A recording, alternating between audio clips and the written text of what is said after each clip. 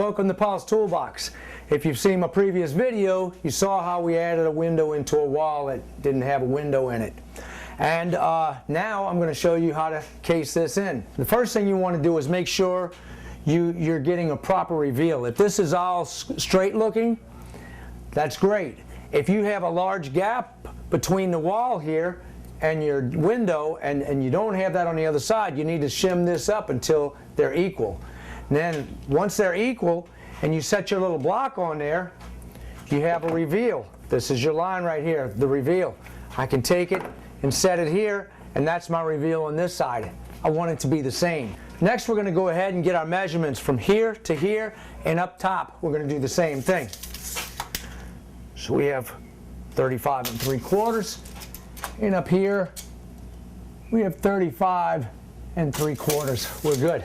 All right, I'm going to go ahead and cut these a little bit smaller, 35 5/8. I want to have some room to slip it in there. I cut this at 35 5/8. I can set it right in here and we're good. And I'm going to do the same up here. Now I need to get my two sides. I set a block on the bottom and I'm going to set one up top. Just hold it in place. Leave yourself a little gap. 1/8 of an inch is fine. That's a 1/16 on each side, so you can kind of move this around a little bit. Make sure when you do this that both sides are the exact same size and the top and bottom are the exact same size. You have to have this square. You don't want it racked. And don't try to retrofit it to match something here. If you're a little bit up on one side with your frame, you still want this to be square. Now for my trim here, I want to have a 1/4 inch reveal all the way around. So I'm going to subtract a 1/2 inch from this. And that's going to be on my inside part of my measurement. You'll see in a minute. If I take and subtract that by a 1/2 inch, that's going to give me a 1/4 inch shy here, and I'll have that reveal. So I'm going to cut two of these to fit the top and bottom, and then we'll work on the sides. I'm going to make inside cuts. So I'm going to take my saw and set it at 45 degrees, and I'm going to cut into my length of wood that I need. That's going to give me an inside cut. Make sure I don't hit my truck.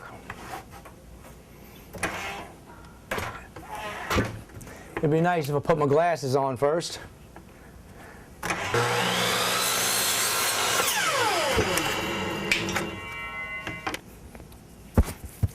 Glasses.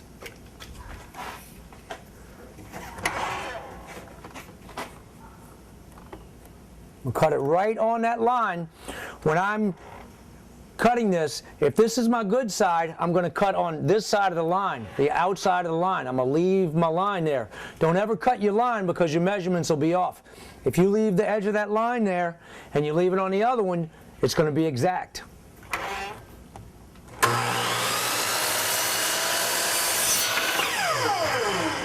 You want this one to line up with the other one exactly. And you see what I'm talking about? I left that part of my line on there. That's when I know I'm exactly where I want to be. If you cut that line off and erase it, you might be cutting into the wood and you'll lose it. So I'm going to go ahead now and cut into this length of wood and get this cut. And now it's easy because I can take these back to back, long point to long point, and line them up. And now I'll cut from my long point over.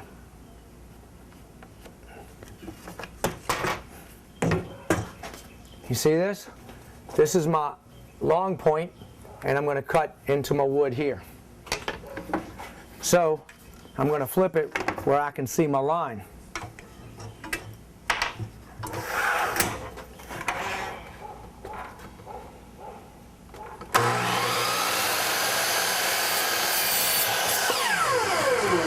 Okay, these two are cut. You don't necessarily need it, but this stuff is awesome. It's made by Mohawk. This is an activator, and this is a heavy glue. It's kind of like a crazy glue, but it's heavier, and it lasts a lot longer. I can open this up and close it and keep it in my garage, which I have. This is probably 8 months old, and it's still perfect. I'd use it all the time. So I'm going to take and put these frames together with this. What you do is you put the glue on one side, you spray the activator on the other, and you bond them together, and instantly holds them. Now, it still works just like a crazy glue without the activator, but the activator will bond it much faster. So, I'm going to take a top and a side and put those together first. Once I have this together, I'm going to shoot the whole thing with my nail gun.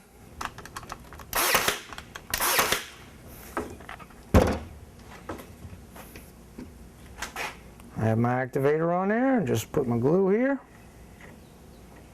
Do my last corner. We left ourselves a little bit of room so we can just slide it right in. It should slide right in. If I did it right. Yep. Here's my 1/4 inch line, and I can eyeball it and get my reveal right here. Now I'm just going to put a tack in here to hold it for now. And I'll bring it up over here to the same height. What you want to do is walk it, because this piece could be a little bit warped. So keep your reveal the same. You see at the end over here, you have a wider gap. So you just bring it up. You can force it up after you've put a nail there to keep it in place. So I'll get my same reveal right here. All right, I'm going to line it up with my mark on this side and this side. I'm just going to put one tack in here on each side to hold it in place, because I might need to make some adjustments. Slight adjustments. Now I'm going to take a measurement from this point to the bottom point and make sure that it's all square. Let's get a measurement here. 39 1/4.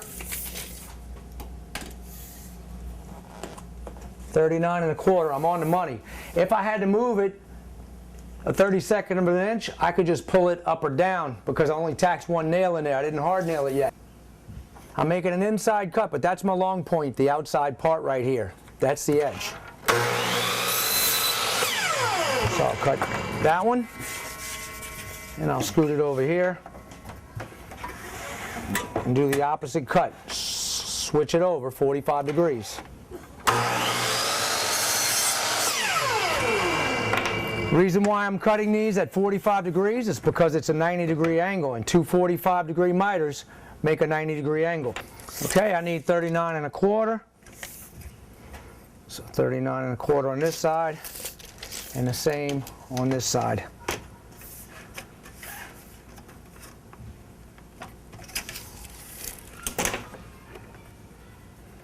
Make sure you mark it really well to where you can see it, and I'm going to flip this over so I can see my line, because if I'm trying to cut from here, I can't see the line.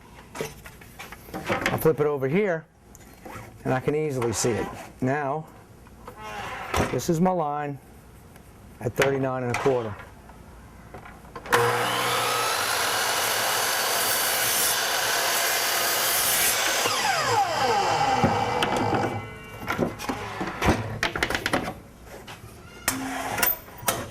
.45 degrees, I just flip it. I'm going to leave that line, remember.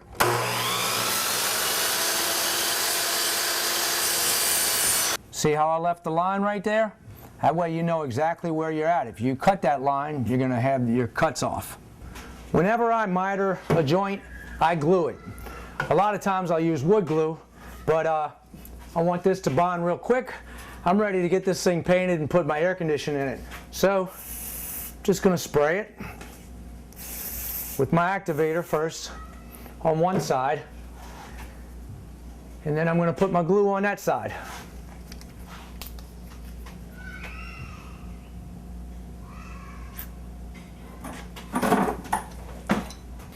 And this should fit like a glove.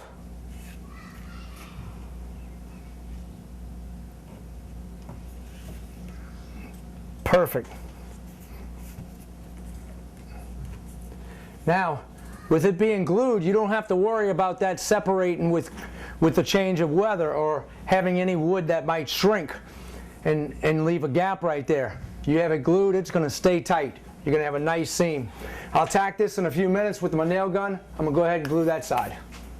This is why I like to glue it. It's a nice tight seam. It's not going anywhere. I have a little spot where it broke on me, the sheetrock. So all I have to do is take and fill that with some mud. Then I'll put a piece of tape on it and skim it. Now I can hard nail this because everything looks good. We have another project out of the way, and I have a lot more in the works. So check out my other videos at paulstoolbox.com. You can see all my archive videos. Don't forget to subscribe. If you don't mind, like it, and like it on Facebook. I'll see you on the next project.